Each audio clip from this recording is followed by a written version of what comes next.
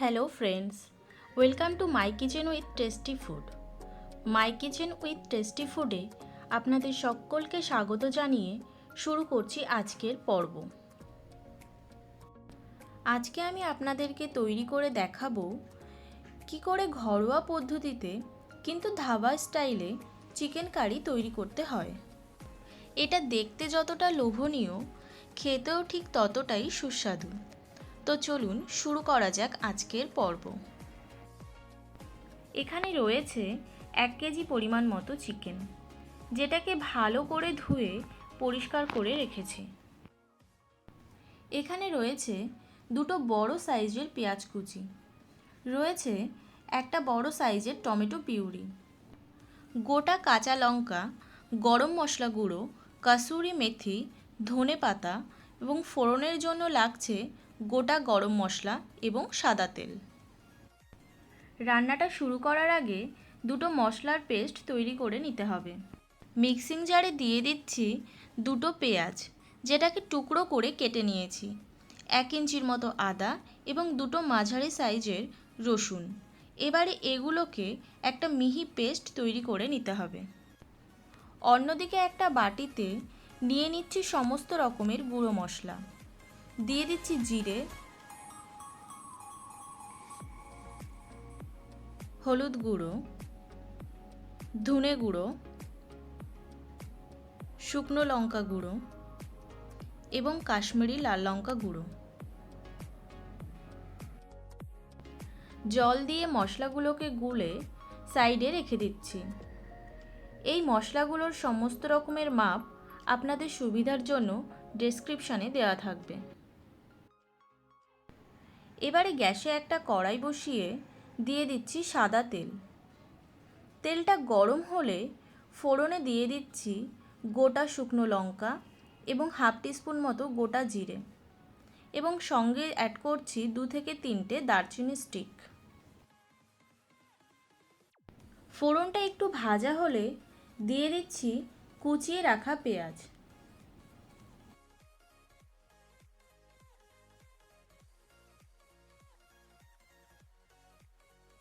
পেঁয়াজটা হালকা ভাজা হলে এবারে দিয়ে দিচ্ছি পেঁয়াজ আদা রসুনের পেস্ট।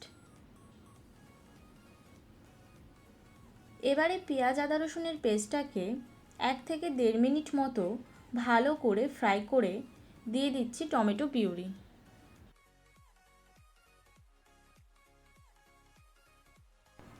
এবারে টমেটো পিউরির কাঁচা গন্ধ যাওয়া পর্যন্ত ফ্রাই করে নিয়ে দিয়ে দিচ্ছি আগে থেকে গুলে রাখা মশলার মিক্সচারটাকে। এবারে ঢাকা চাপা দিয়ে দিয়ে কষে নিতে হবে যতক্ষণ না পর্যন্ত মশলার কাঁচা গন্ধটা চলে যায় এবং মশলা থেকে তেল বেরিয়ে আসে। মাঝে ঢাকা তুলে দিয়ে দিচ্ছি কিছুটা পরিমাণ ধনেপাতা কুচি। আবারও ঢাকা দিয়ে মশলাটাকে কষে নিচ্ছি 1 থেকে 2 মিনিট মতো।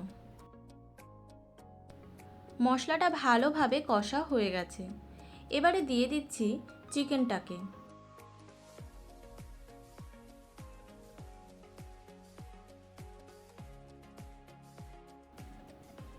ভালো করে মশলার সঙ্গে চিকেনটাকে মিশিয়ে দিয়ে দিচ্ছি স্বাদ অনুযায়ী লবণ।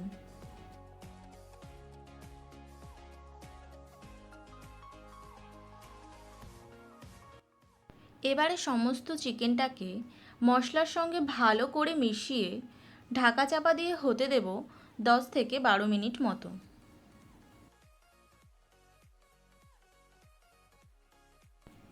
মাঝে ঢাকা তুলে একবার নেড়ে দিতে হবে যাতে করে তলা না লেগে যায়।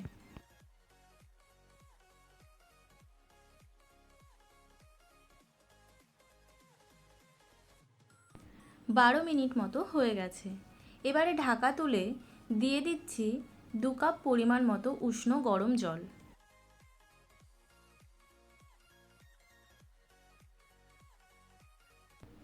ভালো করে নেড়ে আবারও ঢাকা চাপা দিয়ে হতে দেব 7 থেকে 8 মিনিট মতো। এই সময় গ্যাসের আঁচটাকে লো টু মিডিয়ামে রাখতে হবে।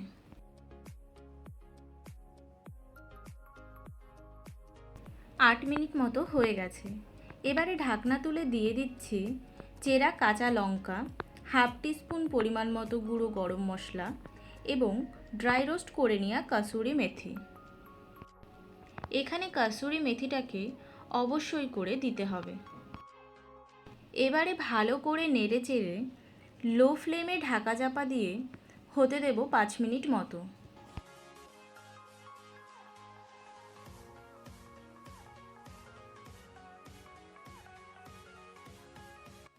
ব্যাস তৈরি হয়ে গেল বাড়িতে বসেই ধাবা স্টাইলের চিকেন কারি। রেসিপিটা কেমন লাগলো অবশ্যই কমেন্ট করে জানাবেন। যদি ভালো লেগে থাকে তাহলে চ্যানেলটাকে ছেড়ে যাওয়ার আগে লাইক, শেয়ার এবং সাবস্ক্রাইব করার অনুরোধ রইল এবং অবশ্যই করে বেল বাটনটা প্রেস করে দেবেন, যাতে করে আমি যখনই কোনো নতুন ভিডিও আপলোড করব সবার আগে আপনাদের কাছে পৌঁছে যেতে পারে। তাহলে আজকের মতো এই পর্যন্তই। আবারও দেখা হবে নতুন কোনো পর্বে। ভালো থাকুন, সুস্থ থাকুন এবং জমিয়ে খাওয়া দাওয়া করুন।